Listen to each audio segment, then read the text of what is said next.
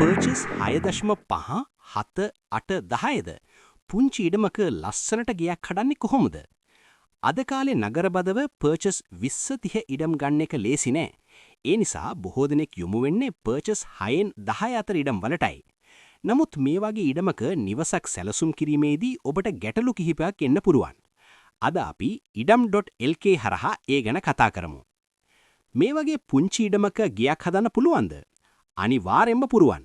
වර්තමාන වාස්තු විද්‍යාත්මක සැලසුම් modern architectural designs අනුව පර්චස් 6ක වුණත් ඉතා ඉඩකඩ සහිත සුඛෝපභෝගී පෙනුමක් ඇති නිවසක් නිර්මාණය කළ හැකියි. වියදම කොහොමද?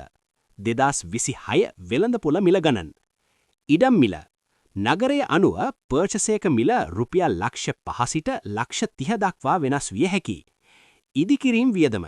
දැනට පවතින මිල ගණන් අනුව වර්ග අඩියක ස්ක්වයර් ෆුට් අවම නිමවුම් වියදම රුපියල් 8000 සිට 20000 අතර වේ. පර්චස් 7ක වගේ ඉඩමක වර්ග අඩි 1200ක නිවසක් සෑදීමට අවම රුපියල් ලක්ෂ 70 90 අතර මුදලක් වැය විය හැකියි. වැරදින තැන් කිහිපයක්. සීමා මායිම් රීති. UDA හෝ ප්‍රාදේශීය සභා නීති අනුව පාරේ සිට සහ වටේ මායිම් වලින් අඩි 5ක් හෝ 10ක් වැනි නිශ්චිත ඉඩක් ලැබිය යුතුයි. ඉඩම කුඩා වන විට නිවසට ඇති ඉඩ සීමා වේ. ආලෝකය සහ වාතාශ්‍රය. ගෙවල් ළඟින්ම තිබෙන නිසා ජනේල් ඇරීමේදී පෞද්ගලිකත්වයට බාධා වීම සහ ස්වභාවික ආලෝකය අඩුවීම. වාහන නැවැත්වීමේ අපහසුව.